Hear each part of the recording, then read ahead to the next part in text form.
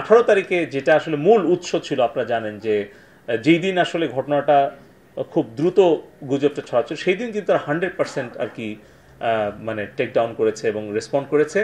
এবং 17 তারিখ যেটা আরও বেশি জরুরি, যে আসলে ঘটনা ঘটার আগে একটা প্রিভেন্টিভ মেজার নাও, সেখানে তারা 40%, এবং তার কারণে আমরা তাদেরকে ধন্যবাদ জানিয়েছি। এবং পাশাপাশি আমরা অনুরোধ করেছি ফেসবুক এবং টিকটককে যে যেন তারা বাংলাদেশে তাদের অফিসটা ওপেন করে এবং বাংলাদেশের যেই ব্যবসার সম্ভাবনা তাদের আছে সেটাকে বিবেচনায় নিয়ে বাংলাদেশের স্পেসটাকে, আমরা সাইবার স্পেসটাকে সকলের জন্য উন্মুক্ত রেখেছি, আমরা উন্মুক্ত রাখতে চাই। এবং আমরা চাই তাদের আরও নতুন বিনিয়োগ বাংলাদেশে হোক, সেটা প্রযুক্তিগত বিনিয়োগ, আর্থিক বিনিয়োগ, এবং পাশাপাশি বাংলাদেশে যাতে তাদের ডেটা সেন্টার, তাদের ডেভেলপমেন্ট সেন্টার, R&D সেন্টার এবং অফিসটা যাতে ওপেন করে, যাতে আমরা বাংলাদেশ থেকে তাদেরকে সহযোগিতা করতে পারি, বাংলাদেশের ব্যবসা তারা বাড়াতে পারে। পাশাপাশি বাংলাদেশের অনেক ক্ষুদ্র মাঝারি উদ্যোক্তা আছেন, ফ্রিল্যান্সার আছেন, কমার্স, কমার্স, ডিজিটাল কমার্স উদ্যোক্তা আছেন, তারা কিন্তু এই সকল প্ল্যাটফর্মের উপরে অনেকটা নির্ভরশীল।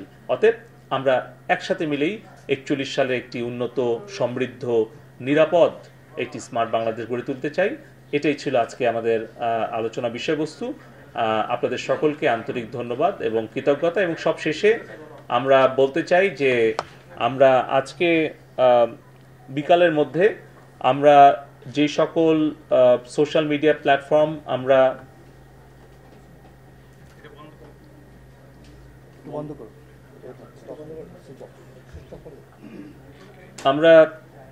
যে সকল সোশ্যাল মিডিয়া প্ল্যাটফর্ম কিছুটা সময়ের জন্য আমরা আসলে সাময়িকভাবে আমরা তাদের কর্মকাণ্ড পরিচালনার ব্যাপারে কিছু বিধি নিষেধ আরোপ করেছিলাম বাংলাদেশ টেলিকম রেগুলেটরি কমিশনের পক্ষ থেকে।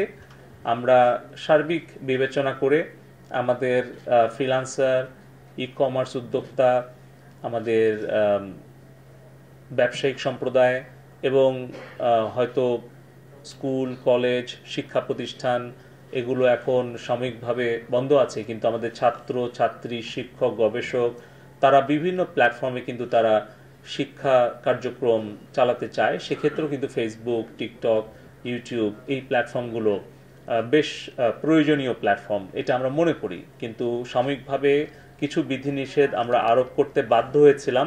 তবে আমি আনুষ্ঠানিকভাবে আজকে আপনাদেরকে জানাতে চাচ্ছি যে আজকে আমরা সেই বিধিনিষেধ আমরা প্রত্যাহার করে নিচ্ছি এবং বাংলাদেশে আমাদের সাইবার স্পেসে আমরা ফেসবুক, টিকটক এবং ইউটিউবের কার্যক্রম পরিচালনা করতে আর কোনো আমরা বাধা রাখছি না। এটা সম্পূর্ণভাবে সবগুলো অ্যাপ্লিকেশন আমরা ওপেন করে দিচ্ছি। সবাইকে ধন্যবাদ। জয় বাংলা, জয় বাংলা।